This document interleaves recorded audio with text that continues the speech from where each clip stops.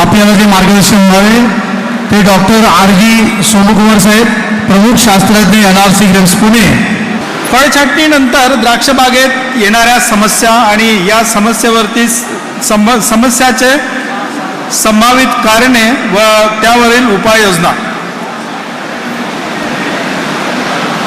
बऱ्याचदा आपण चांगल्या गोष्टीचाच विचार करतो आणि त्या चांगल्या गोष्टी असतात की आपण म्हणतो क्वालिटी, चांगल्या प्रतीचं उत्पादन साहजिक आहे आणि स्वाभाविक आहे, या गोष्टी गरजेच्या. जोपर्यंत आपला परफॉर्मन्स, जोपर्यंत आपली उपस्थिती लोकांच्या समोर दिसत नाही चांगल्याने, म्हणजे म्हणतो ना आपण एक डॉमिनंट नेचर पाहिजे आपलं, की आपलं एक अपडेट पोझिशन जे म्हणतो आपण, 4 लोक जाऊन आले त्या 4 लोकात आपण हटून दिसतो थोडंसं, अशा प्रकारे जोपर्यंत राहत नाही तोपर्यंत आपल्याकडे लोकही पाहत नाही आणि लोकही विचारत नाही अरे हा कोण आहे म्हणून.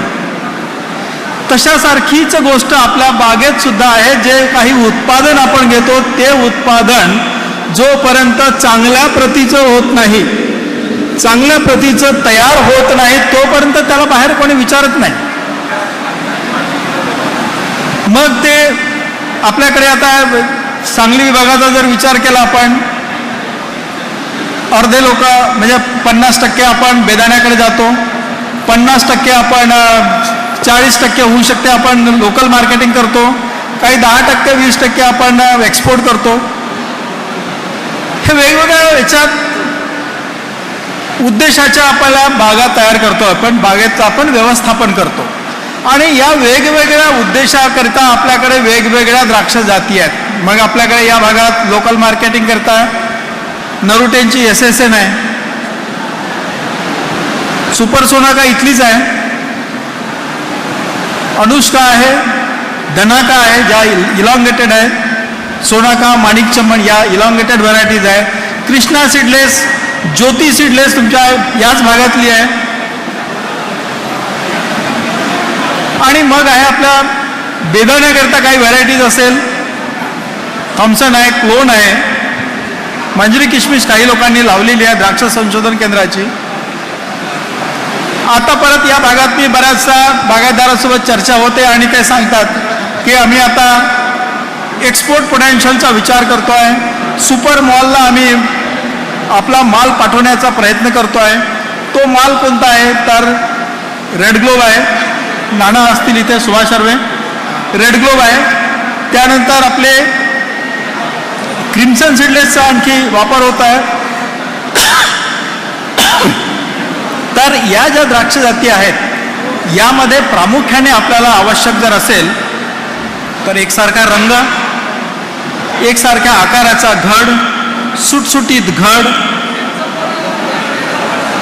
त्याचं वजन एकसारखं असेल, बेदाणा जर असेल तर बेदाण्याचा एकसारखा रंग त्या ठिकाणी असेल, त्याचा टिकाऊपणा चांगला असेल, त्याच्यामध्ये गर म्हणतो तो गर चांगला असेल, असा एक घड जर उचलला, एका मण्यावरती जर घड उचलतो आपण एका मण्यावर, तर तो एक मणी 100 घड मणी असतात एका घडात, तो पूर्ण घडाचं वजन पेलणारा तो घड असेल, ज्याला आपण म्हणतो त्या घडाचा टिकाऊपणा.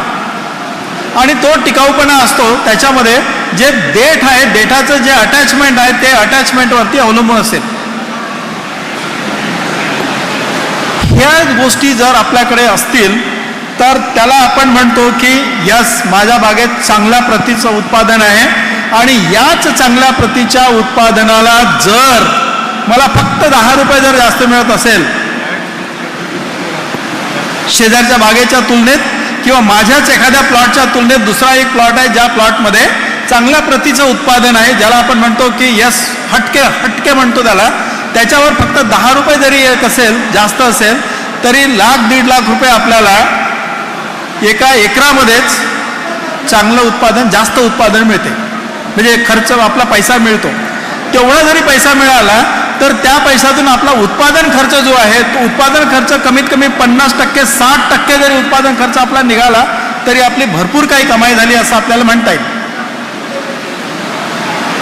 कारण उत्पादन खर्चही वाढत आहे, क्लायमेट चेंज पहिल्या लेक्चरमध्ये आपल्याला निकुंभे सरांनी सांगितलं क्लायमेट चेंजचा काय परिणाम होतात. तर या क्लायमेट चेंजमुळे आपल्याला बऱ्याचशा समस्यांचा आपल्याला सामना करावा लागतो आहे. तर याच्यामध्ये जर आपण तेवढं जरी केलं तरी आपलं उत्पादन खर्च आपण बघतो कोणत्या ठिकाणी 2 लाख 2.5 लाख होत असेल, कुठे 2.5 ते 3 लाख रुपये खर्च येतो आहे. डिपेंड करते त्या वर्षी वेदर कसं होतं, वातावरण कसं होतं, पाऊस कितीदा येऊन गेला, कोणत्या स्टेजला पाऊस येऊन गेला, यावरती फार आपला म्हणजे बराचसा खर्च अवलंबून असतो. आणि त्यालाच आपण म्हणतो उत्पादन खर्च. हे चांगलं उत्पादन घेण्याकरता आपल्याला आपल्या बागेत चांगल्या प्रतीचं जे उत्पादन म्हणतो ते असंच असेल. घडांचा साईज एकसारखा सुटसुटीत घड, एकसारखा रंग, त्याचा वजन एकसारखं, घडाचं वजन एकसारखं असेल, त्यामध्ये मण्याचं वजन एकसारखं असेल, त्यामध्ये त्याचं डायमीटर म्हणतो आपण, शेल्फ लाईफ त्याचा टिकाऊपणा जर चांगला असेल. आणि ह्या सगळ्या गोष्टी मिळण्याकरता आपल्याला जर आवश्यक असेल तर खरड छाटणीपासनं जे व्यवस्थापन करतो आपण त्या व्यवस्थापनापासून सुरुवात होते. बेसिक जे म्हणतो आपण ते बेसिक आपलं खरड छाटणीपासून सुरू होते. त्यालाच आपण फाउंडेशन म्हणतो. फाउंडेशन प्रुनिंग त्यालाच म्हणतो. आणि हे फाउंडेशन जर समजा ज्या फाउंडेशन प्रुनिंग म्हणजे खरड छाटणीमध्ये जेव्हा आपण चांगल्या प्रकारे काम केलं असेल तर आता यावेळी फारशा अडचणी येत नाही. मग अडचणी जर आल्या तर त्या अडचणी असतात फक्त क्लायमेट चेंजच्या, अवेळी पाऊस, तेवढ्याच अडचणी आपल्याला असतील. अवेळी पाऊस असेल किंवा जास्त प्रमाणात पडलेली थंडी, किंवा आपण ज्या गोष्टीचा वापर करतो साईज वाढवण्याकरिता आपण जर समजा संजीवकांचा वापर केला असेल, संजीवकामध्ये भेसळ नसेल, ते जे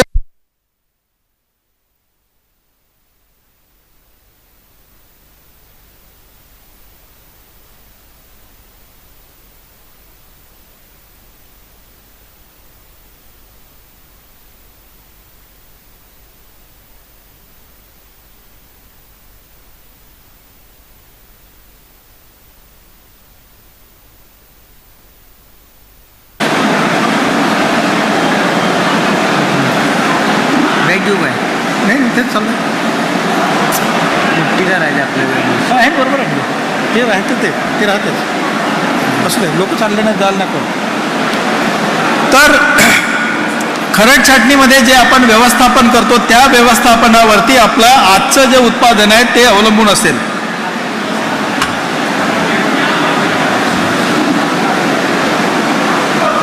हां, ते म्हणजे काड्यांची संख्या, काडीची जाडी, त्यानंतर काडीवर पानांची संख्या, या ज्या गोष्टी आहे या महत्त्वाच्या असतात.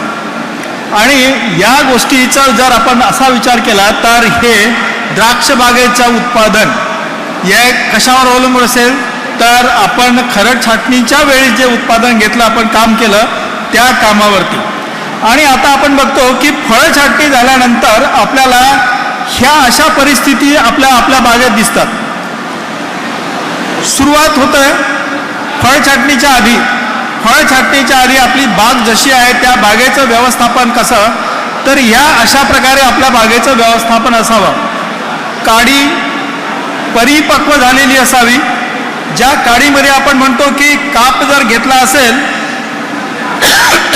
तर परिपक्व काडी असेल, काडी कापून बघितले तर त्यामधला पित्त जो आहे तो पित्त अशा प्रकारे दिसेल. आणि हा असा तपकिरी रंगाचा पूर्णपणे डार्क ब्राऊन ज्याला म्हणतो असा पित्त जर असेल तर ते हे इंडिकेट करते की आपल्या बागेत काडीची परिपक्वता चांगली झाली आहे आणि त्या काडीमध्ये अन्नद्रव्याचा साठा पुरेपूर झालेला आहे. ज्या काडीमध्ये अन्नद्रव्याचा साठा पुरेपूर झालेला असेल अशा काडीमध्ये घड जिरण्याची समस्या कमी असेल.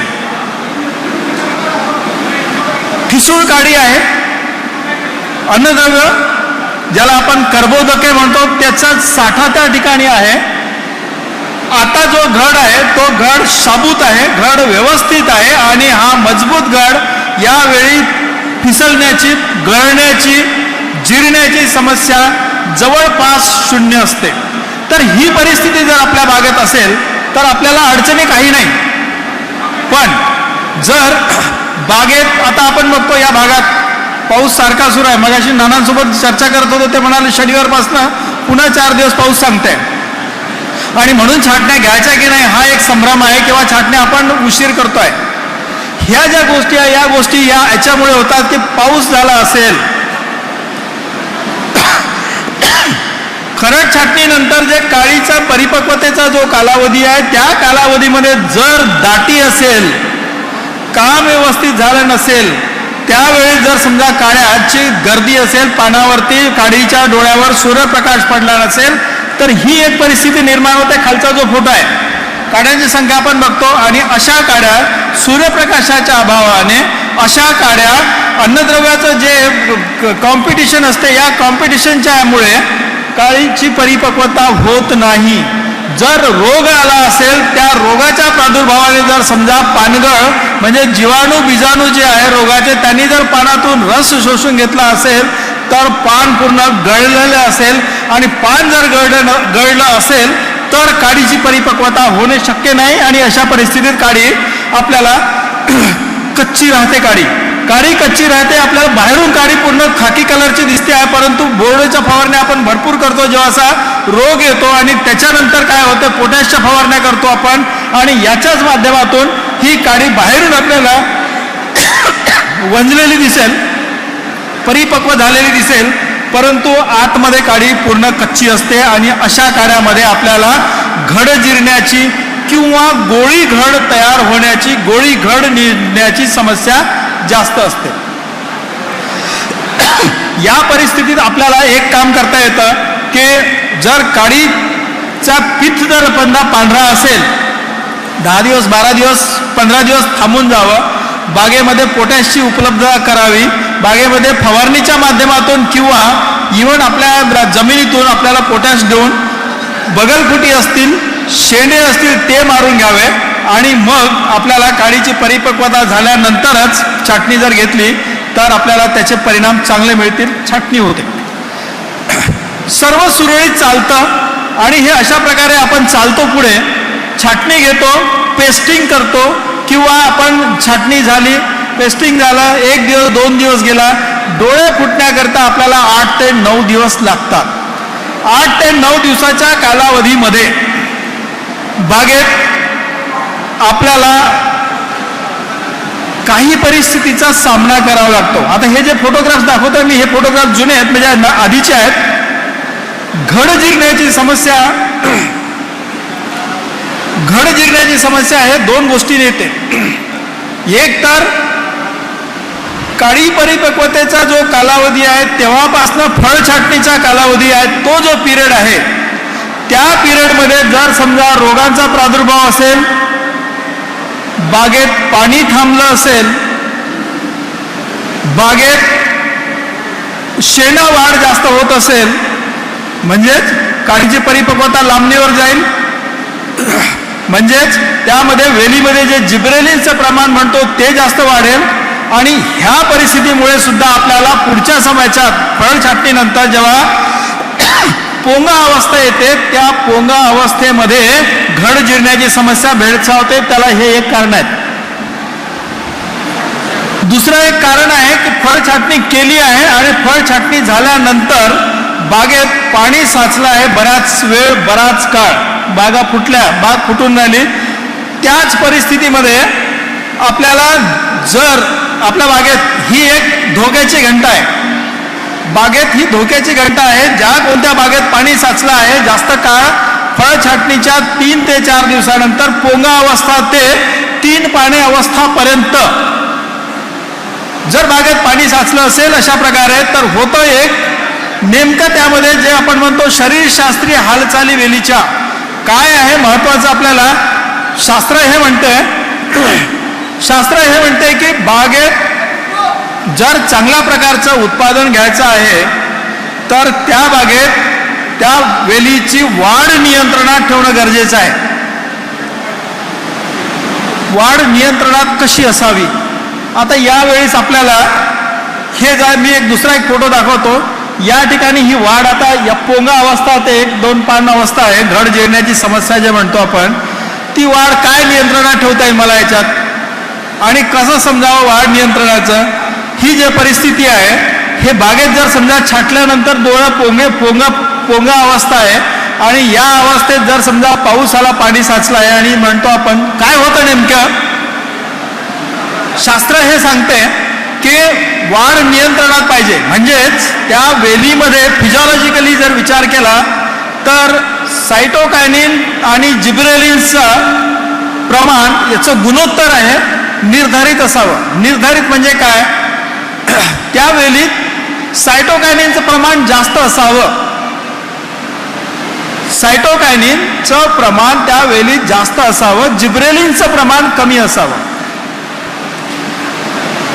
आता साधारण माणसाला, माझ्यासारख्या शेतकऱ्याला जिब्रेलिन सायटोकायनिन काय समजणार, काहीच नाही समजत. शास्त्रवाला शास्त्र पाहत राहील, आम्हाला काय घेणं देणं. त्याच्यात सांगायचं एक की तो शास्त्र एक सांगते की जिब्रेलिनचं प्रमाण वाढलं, जिब्रेलिनचं प्रमाण जर वाढलं असेल तर या अशा परिस्थितीमध्ये तो घड बाहेर घड न निघता, 3 पानाच्या अवस्थेत घड न निघता तो जिरण्याकडे जातो. ह्या ज्या अवस्था आहे, पोंगा अवस्था, तो एक पान जसं बाहेर निघतो, पोंगा बाहेर निघतो आणि त्यानंतर बाहेर फुटायला लागतो, एक पान असं बाहेर निघतो आणि ते 3 पानाची अवस्था आहे. तो शेवटच्या खालचा जो फोटो आहे, तो फोटो हा दाखवतो की तिथे घड बाहेर निघालेला आहे, घड निघते आहे या अवस्थेतून, हा असा घड बाहेर निघतो पुढच्या अवस्थेत. तर या अवस्थेमध्ये जर तो जिरत असेल, म्हणजे शास्त्र एक सांगते की त्या वेलीमध्ये जिब्रेलिनचं प्रमाण वाढते. जिब्रेलिनचं प्रमाण वाढलं म्हणजे आम्ही एक म्हणतो की पेरातील अंतर वाढतं. वाढ जोमात होते आणि वाढ जोमात झाल्यानंतर काय होतं की पेरातील अंतर वाढते. यावेळेस आपल्याला फक्त पोंगा दिसतो आणि पोंगा अवस्थेतून बाहेर निघालेला 3 पानाच्या अवस्थेतील तो घड दिसतो, तेवढंच आहे.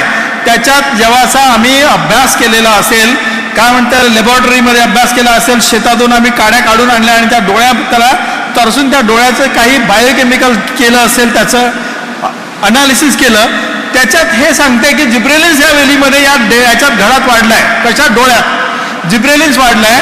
आणि ते जिब्रेलिन्स जेव्हा होतंय आणि हे कसं वाढते, आपण बघतो की हे याचं पाणी जे आहे एवढं साचलं आहे.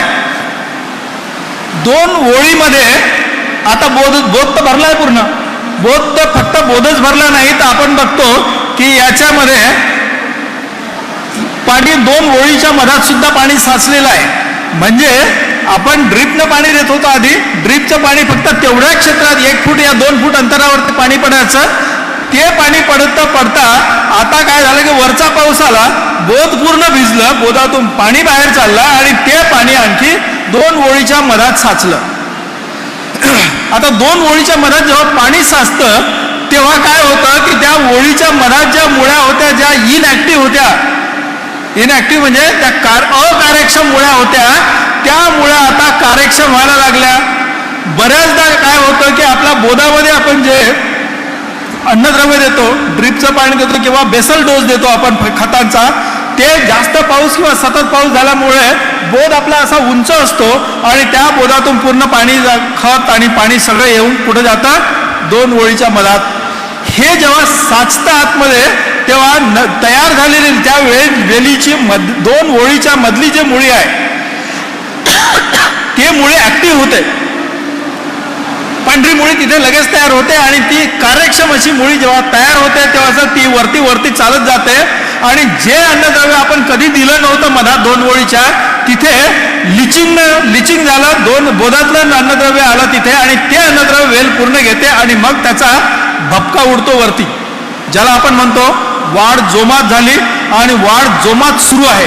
ही वाढ जर जोमात सुरू असेल तर ते जाणार कुठे, त्याचं रूपांतर कशात होईल, वाढ जास्त होईल आणि अशीच वाढ या पोंगा अवस्थेत आपल्याला वाढ दिसते आणि या स्टेजेसमध्ये मग आपल्याला शेवटी ज्याचं जिब्रेलिनचं प्रमाण जेव्हा वाढतं तेव्हा आपल्याला कळते की अरे आता ही परिस्थिती हाताळ्याच्या बाहेर जात आहे, घड जिरण्याची समस्या तिथे दिसते आहे किंवा तो गोळी घड खालच्या फोटोमध्ये जो दाखवतो आहे अशा प्रकारचा गोळी घड आपल्याला त्या बागेत दिसतो आणि मग म्हणतो आपण की संपला आता, बाग खराब होती, बाग खराब झाली.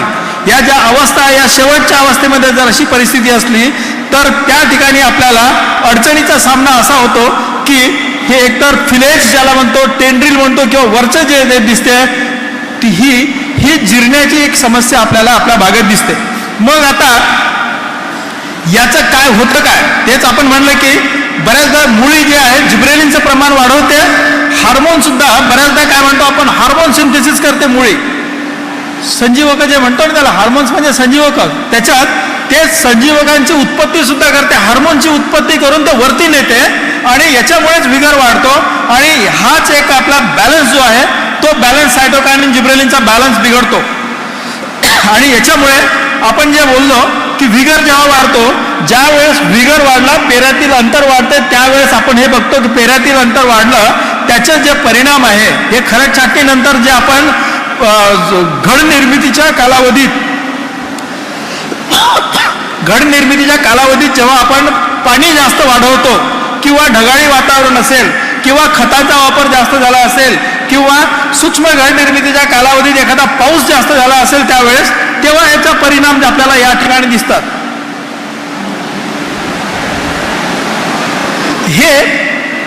ह्या वेळेस आपल्याला अशी परिस्थिती दिसते. दुसरी परिस्थिती आहे की जिरण्याची समस्या जे म्हणतो आपण, घड जिरण्याची समस्या जर असेल तर कॅनोपी की तुमची किती दाट होती, त्याच्यावर सूर्यप्रकाश किती पडला. सर्वात महत्वाचं असेल सूक्ष्म घड निर्मितीकरिता किंवा डोळ्यामध्ये घड तयार करण्याकरिता जर महत्वाचं असेल तर सूर्यप्रकाश. ज्या ठिकाणी दाट कॅनोपी आहे, ज्या ठिकाणी काड्यांची संख्या जास्त आहे, ज्या ठिकाणी तिथे डोळ्यावरती सूर्यप्रकाश पडत नाही, अशा परिस्थितीमध्ये ह्या 2, 3, 4 जे फोटो दाखवतो त्या फोटोचे परिणाम आपल्याला असे दिसतात. आणि खाली शेवटी आपल्याला घड निर्मिती बाळीत रूपांतर जास्त दिसेल, खालची काडी खराब दिसेल. तर ही जी परिस्थिती आहे बागेत, ही परिस्थिती आपल्याला आटोक्यात जर आणायची असेल तर हे आपण बघतो, हे मागच्या वर्षीचे फोटो आहेत. हे सांगलीमध्ये वाळव्यातच आपण, मला वाटतं शेळके साहेबांसोबत आपण फिरलो त्यावेळेस आपण फोटोग्राफ जर घेतले असेल तर त्यावेळेसचे ही परिस्थिती होती फळ छाटणीनंतरची. एवढं पाणी जर साचलं असेल तर बऱ्यापैकी आपल्याला एक परिणाम त्याचे वाईट होतात. आता याच्यावरती उपाययोजना जर म्हणलं आपण तर उपाययोजना ह्या आहेत. काय करायचं आहे, पोंगा अवस्था असेल, जर पाऊस असेल, पाणी साचलं असेल तर आपल्याला त्या वेलीमध्ये व्हिगर म्हणलं ना आपण, जोम वाढतो तो कंट्रोल करायचा आहे. हा जोम कमी करण्याकरता आपल्याला काय आहे त्यावेळेस पोटॅशचा एक वापर. बऱ्याचदा मी बघतो की लोक बागायतदार काय करतात, 4 ग्राम 5 ग्रामच्या फवारण्या करतात. पोंगा ते खिपलन म्हणतो ना आपण, खट्टी फुटायच्या आधीच. हार्ड कोटिंग जोपर्यंत आहे तोपर्यंत तुमच्या कोणत्याही फवारणीचा उपयोग होत नाही, हे लक्षात घ्या. त्याच्यात मग आपण काय करतो, आपलं डोकं चालवतो, त्याच्या स्टिकर टाकतो, स्टिकर बिकर काही करत नाही, उपयोगाचं नसते त्यावेळेस. तर पोंगा अवस्था म्हणजे एक पान असं निघालं बाहेर, एक पान 1.5 पान ते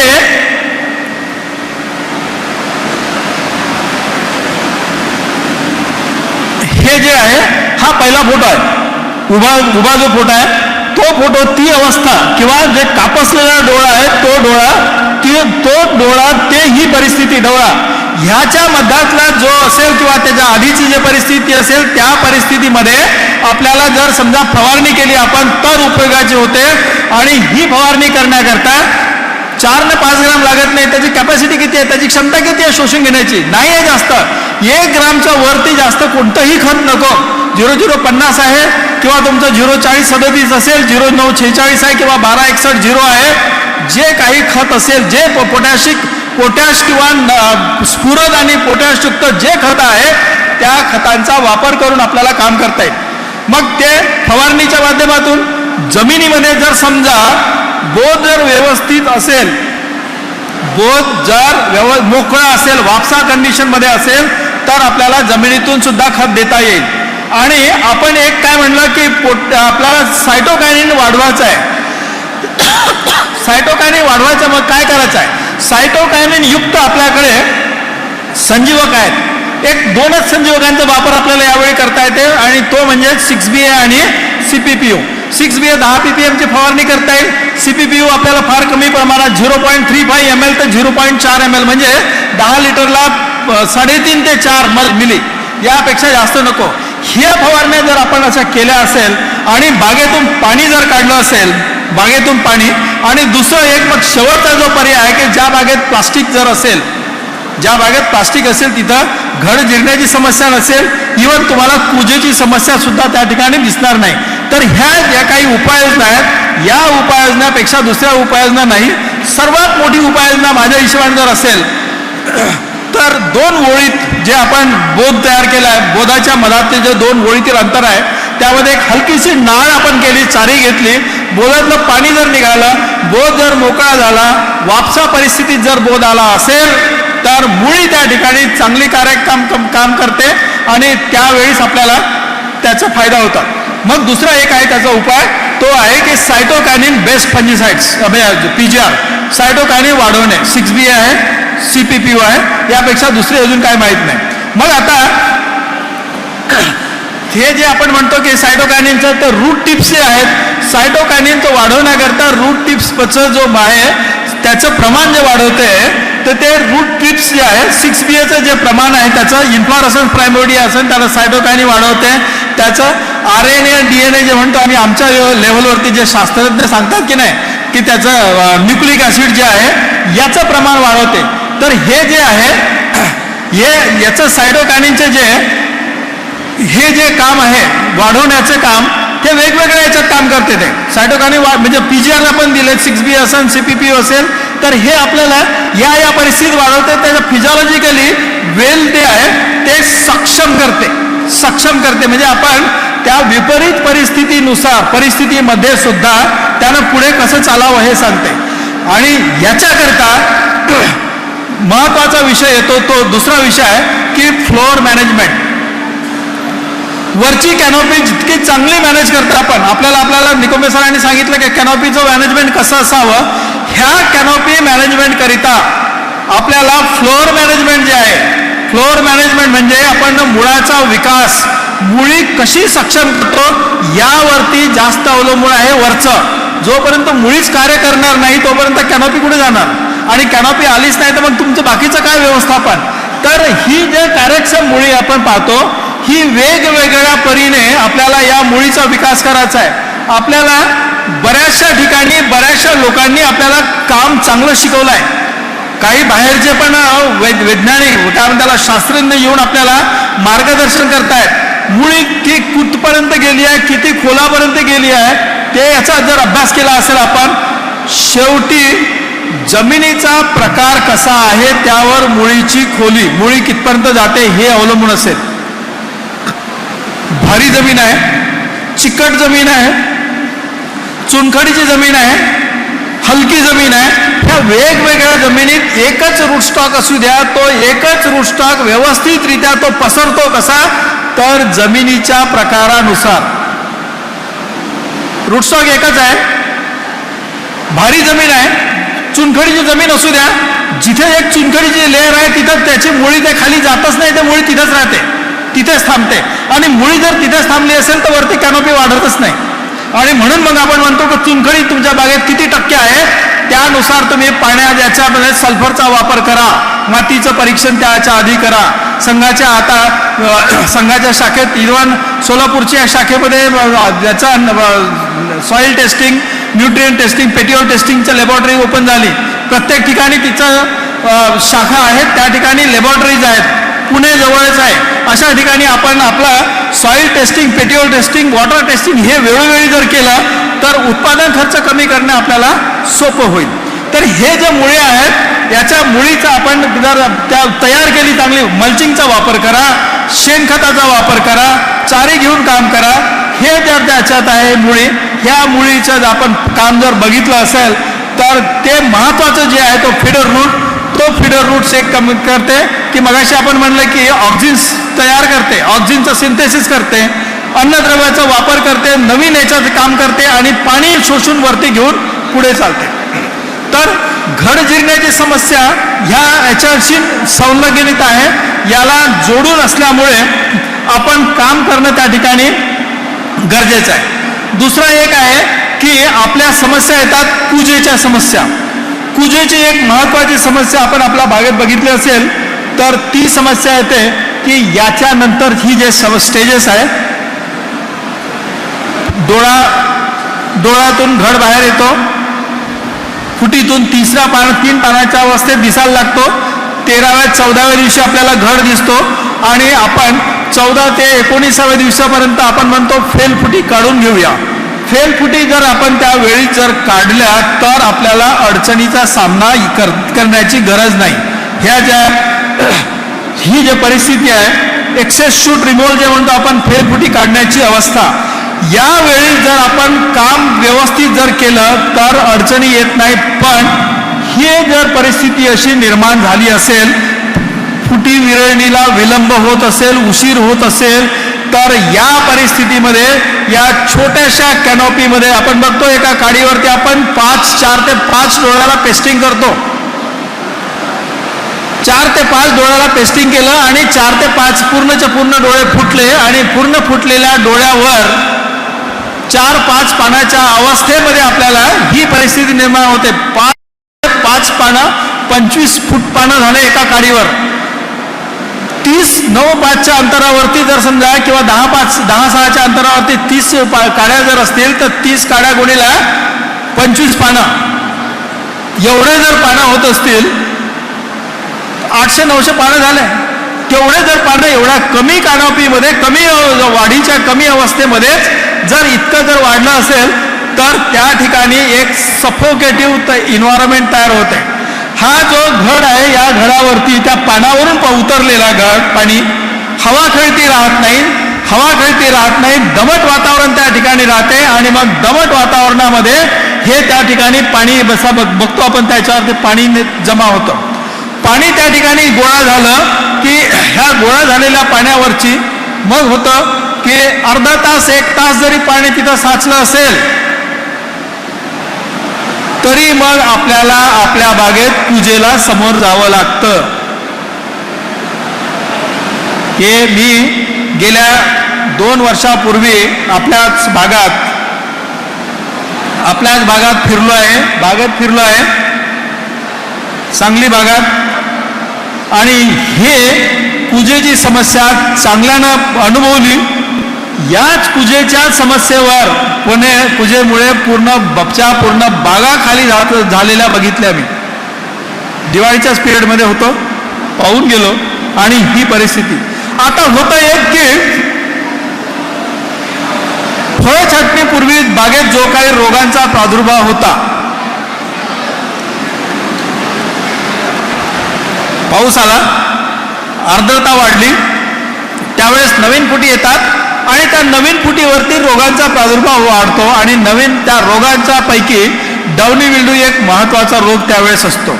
आणि हा डाउनी मिल्ड्यू पुढे याच्यामध्ये जर समजा इथे जर इनॉक्युलम राहिला असेल, आपण कंट्रोल केला, आता बाग सोडली किंवा काय बागेत काही घड जिरलेत, काही कुजले आणि काही बाग तशीच राहिली, परंतु कालांतराने त्यावरती आपण कितीही कंट्रोल केला असेल, थांबवलं, पण पुन्हा जर बिजाणू जर असले तर त्या घडावरती प्री ब्लूम अवस्थेमध्ये किंवा इव्हन सेटिंगच्या नंतरही सुद्धा आपल्याला ही समस्या येते. ह्याच दाट कॅनॉपीमुळे, ज्या कॅनॉपीमध्ये पोषक असं वातावरण डाउनी मिल्ड्यूच्या किंवा करपायच्या रोगांचा प्रादुर्भाव होण्याकरिता असते, निर्माण होते.